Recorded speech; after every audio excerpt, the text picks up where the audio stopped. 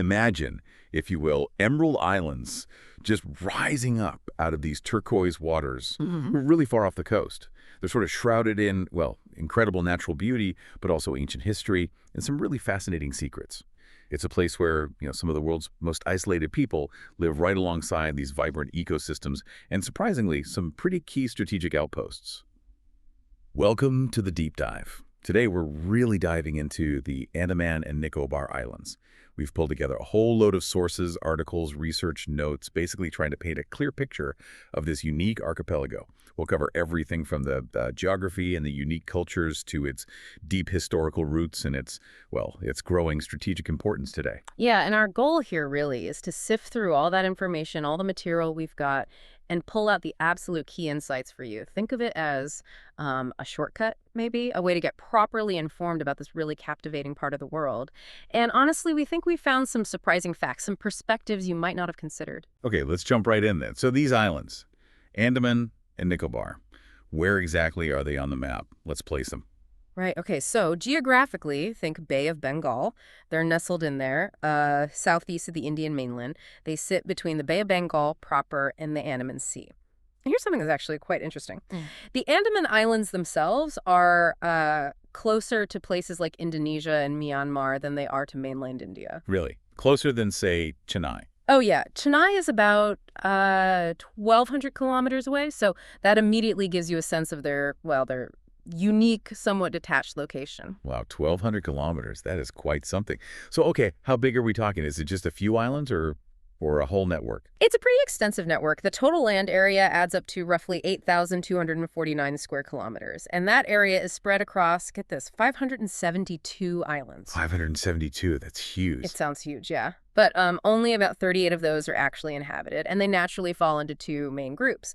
You've got the Andaman Islands up north and the Nicobar Islands further south. Okay, and the capital city, Port Blair, that's in the Andamans. That's right, yeah. Port Blair's in the South Andaman District. And what's the climate like? Does that play a big role? Oh, absolutely. It's classic tropical, so hot, humid, and you get heavy monsoon rains, typically May through December. That really dictates the rhythm of life, the lushness you see everywhere. Administratively speaking, it's a union territory of India. Right. So it's overseen by a lieutenant governor who's appointed by the president of India. And then that's broken down further into three districts: North and Middle Andaman, South Andaman, and then the Nicobar district. Okay, so we have the location, the scale, the administration. Why does understanding this basic setup matter for someone listening? What's the key takeaway here? Well, I think what's really insightful is when you combine that isolated geography with this specific administrative setup. It means that even basic things like boarding a road network, getting reliable power, or even just decent internet, that becomes a massive challenge. And that directly shapes daily life, how resources are managed, even things like national security.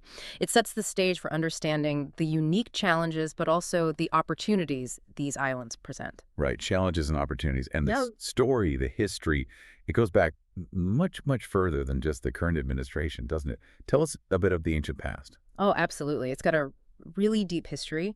You find mentions of the islands in ancient texts, things like the Ramayana, the Periplus of the Erythraean Sea. But maybe even more significantly, indigenous tribes have lived there for thousands of years. Thousands. It speaks to this incredibly long, continuous human presence. Wow, thousands of years. So they were known in antiquity. But then the colonial era arrived. The British, I assume, saw the strategic value. They certainly did. That location right there in the Bay of Bengal made them incredibly important during British rule. And this is where the Cellular Jail comes into the picture. Ah, Kalapane. Exactly, Kalapani. The infamous Cellular Jail. The British built it specifically to exile Indian freedom fighters. Figures like Veer Savarkar were held there. It's a very somber place, and today it stands as a national memorial, a real reminder of that period. A very stark reminder. And then fast forward to 1947, India's independence. How did the islands become part of modern India? Well, after independence, they officially became part of the Indian Union, and then in 1956, they were formally declared a union territory. So you see this really fascinating historical arc, right? From these ancient tribal lands to this notorious colonial prison outpost, and then finally becoming this strategic, integral part of modern India. And all those layers have left behind landmarks that tell these incredible stories. It's quite a journey. Now, moving beyond the history, what really seems to define these islands, perhaps more than anything, is the natural world and the ancient communities living within it. Precisely. I mean, huge parts of the territory are covered in these incredibly dense tropical rainforests. Right. And these forests are biodiversity hotspots. They're home to endemic species, birds, reptiles, marine life that you just don't find anywhere else on Earth. And to protect all this, India has set up several protected areas. You've got places like Mahatma Gandhi Marine National Park, Mount Harriet National Park, Campbell Bay National Park. These are crucial conservation zones. And living within these amazing ecosystems, you find some of the world's most ancient and, in some cases, truly isolated human communities. Yeah, that's right. There are several indigenous groups. You have the Great Andamans, the Angis, the Jarwas, and down in the Nicobar Islands, the Champins.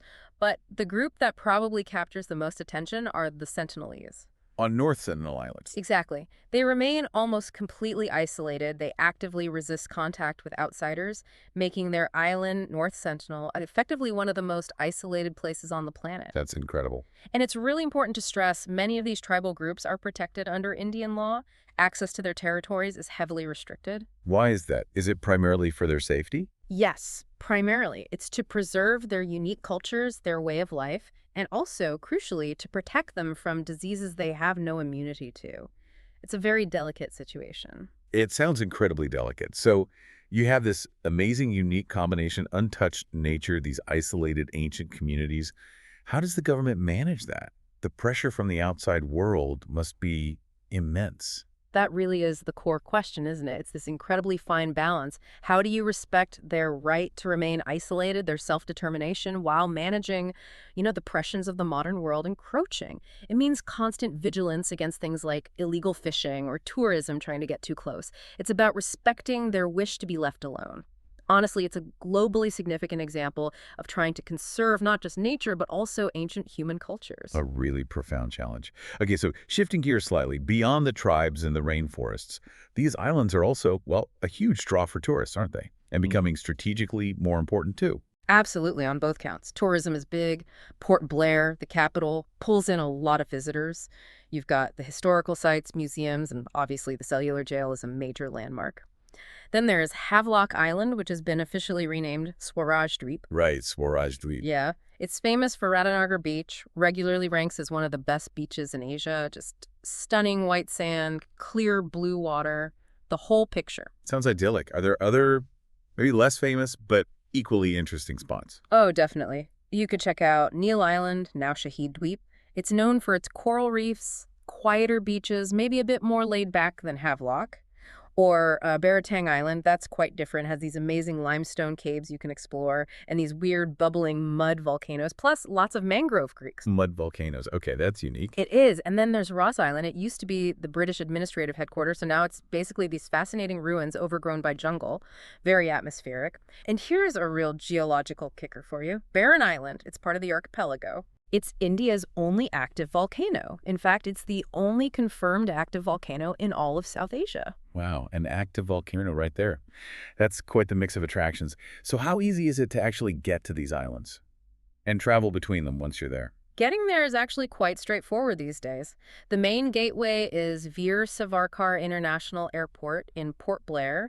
There are regular flights from mainland Indian cities. You can also take passenger ships, though it's a much longer journey, from places like Chennai, Kolkata, Visakhapatnam. Okay. And then for getting between the main islands, there's a network of government-run ferries and also some private cruises and boats you can charter.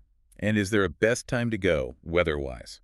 Generally, yeah. The peak season, when the weather is usually best, less rain, calmer seas, is typically from October through to about May. But looping back to what you said earlier, this beauty and tourism potential exists alongside significant strategic importance. Right, the strategic angle. Let's unpack that. Well, just look at the map again. Their location is key. They sit near major international shipping lanes connecting east and west. They're also relatively close to Southeast Asia. So for India, they're vital strategic outposts. There's a strong Indian military presence there, especially concentrated in the Nicobar Islands due to their position. And that presence has been growing, hasn't it, with new infrastructure? It has, yeah. There's been significant investment recently. Things like undersea fiber optic cables have been laid, which dramatically improves communication, not just for the military, but for residents too. And there's also been enhancement of Coastal surveillance systems, radar stations, airstrips being upgraded. It's all about bolstering India's ability to monitor that crucial maritime space. It really underlines their growing geopolitical significance. So as you're listening, you can really see how these islands aren't just one thing. They're a holiday destination, yes, but also a biodiversity treasure, home to ancient cultures, and a critical strategic asset, all woven together. Okay, to sort of round out our factual deep dive, let's talk about the people who live there today, beyond the indigenous tribes. What's the demographic picture like? Right. The total population is around 4 lakh people, so about 400,000. And it's a really interesting mix. You have the indigenous communities we talked about, of course, but alongside them, there are many people whose families settled there from mainland India over the decades. You find large communities originally from Bengal, Tamil Nadu, Andhra Pradesh, even Punjab. So it's become a real melting pot. Exactly, a true melting pot, which you definitely hear reflected in the languages spoken. I bet. What are the main languages you'd hear? Well, Hindi is widely spoken, kind of a lingua franca, but you'll also hear a lot of Bengali, Tamil, Telugu, Nicobarese languages, obviously, among the Nicobarese people, and English is used in administration and education, too. It's this diverse population, this blend of cultures and backgrounds that really gives the islands their unique character today. It's vibrant, it's complex, and it's constantly evolving. It really sounds like it. What an incredible journey we've been on in this deep dive.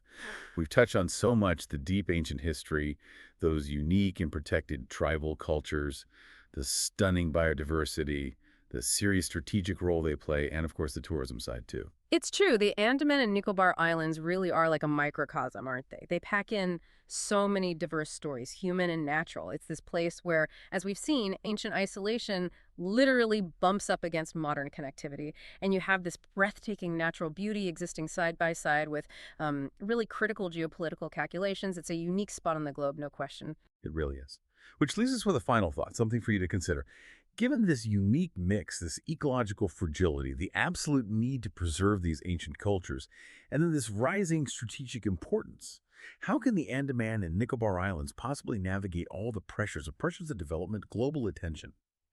How do they maintain their distinct identity, protect that invaluable heritage while dealing with everything else? And maybe, just maybe, what lessons can the rest of the world learn from how they attempt to strike that incredibly difficult balance?